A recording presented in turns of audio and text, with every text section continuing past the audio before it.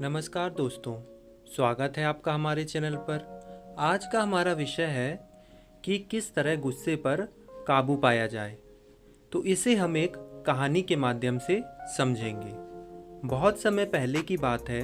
भगवान बुद्ध और उनके अनुयायी सभी भिक्षु एक गांव में एक पेड़ के नीचे ध्यान लगा रहे थे। तभी उनमें से एक भिक्षु ने देखा गांव का एक व्यक्ति रमेश बहुत ही तेज दौड़ते हुए गुस्से में भगवान बुद्ध की ओर चला आ रहा है। जैसे ही वह व्यक्ति भगवान बुद्ध के निकट पहुंचा, सभी भिक्षुओं ने उसे रोक लिया और पूछा, हे रमेश, तुम इतने तेज गुस्से में दौड़ते हुए भगवान बुद्ध के समीप क्यों जा रहे हो? हम तुम्हें वहां नहीं जाने देंगे। रमेश बोला, भिक्षुओं, मेरे रास्ते से हट जाओ। आज मैं उस बुद्ध को सबक सिखा कर रहूँगा। भगवान बुद्ध ने जब यह सुना, उन्होंने हंसते हुए विनम्रता से रमेश को पास आने के लिए कहा। रमेश जब भगवान बुद्ध के निकट पहुंचा, उसने बिना कुछ बोलते हुए सीधे उन्हें गाली देना शुरू कर दिया। भगवान बुद्ध ने कुछ भी नहीं कहा, वह निरंतर उन्हें गालियां देता रहा। भगवान बुद्ध कुछ भी नहीं बोले। रमेश को और गुस्सा आया। उसने भगवान बुद्ध के ऊपर थूक दिया। भगवान बुद्ध ने फिर भी कुछ नहीं कहा, वह लगातार उनके ऊपर थूकता रहा। कुछ देर बाद भगवान बुद्ध ने रमेश से कहा, क्या तुम कुछ और कहना चाहते हो? रमेश कुछ भी नहीं बोला। सभी बौद्ध भिक्षु अचंभे में पड़ गए कि रमेश ने भगवान बुद्ध का इतना अपमान किया, फिर भी भगवान बुद्ध कुछ भी उससे न बोलकर यह पूछ रहे हैं, क्या तुम कुछ और कहना चाहते हो? रमेश वहां से बिना कुछ बोले चला गया।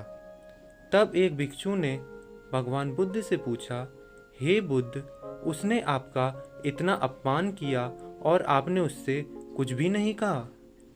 भगवान बुद्ध ने कहा, ये अपमान और सम्मान मेरे लिए कुछ भी नहीं है। अब मैं इससे बहुत ऊपर उठ चुका हूँ। रमेश जब अपने घर गया तो रात भर यह सोचता रहा कि आखिर बुद्ध को मैंने इतनी गालियाँ दी, उनके ऊपर थूका, फिर भी उन्होंने कुछ नहीं कहा। सिर्फ यह बोला कि तुम कुछ और कहना चाहते हो। उसे रात भर यह सोचकर नींद नहीं आई। अगले दिन रमेश भगवान बुद्ध के पास पहुंचा और रोते हुए उनके चरणों में गिर गया।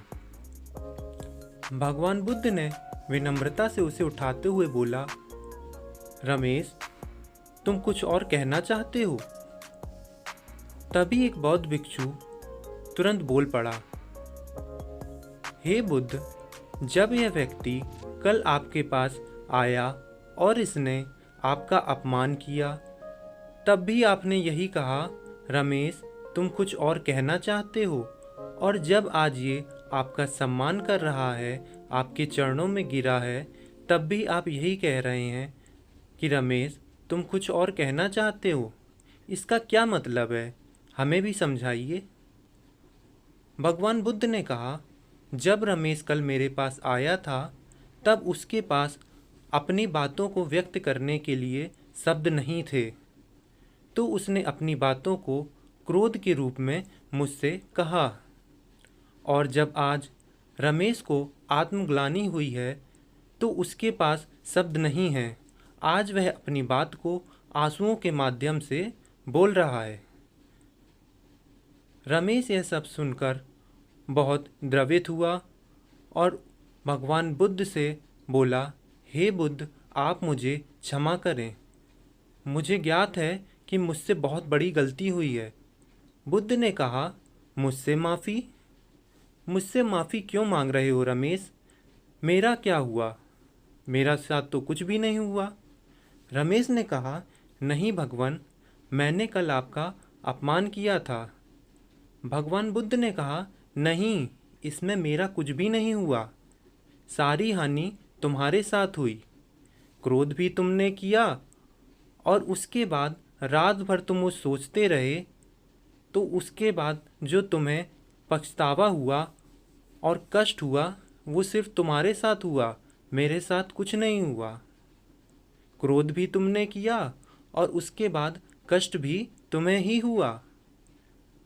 तो दोस्तों, भगवान बुद्ध इससे हमें यह सीख देना चाहते हैं कि क्रोध से सिर्फ आपका खुद का ही घाटा होता है।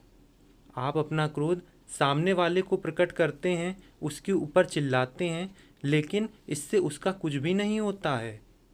क्रोध भी आप ही करते हैं और इससे नुकसान भी आपका ही है। इसलिए आप सब अपने क्रोध पर काबू रखें। यह आपके लिए ही हानिकारक है। धन्यवाद।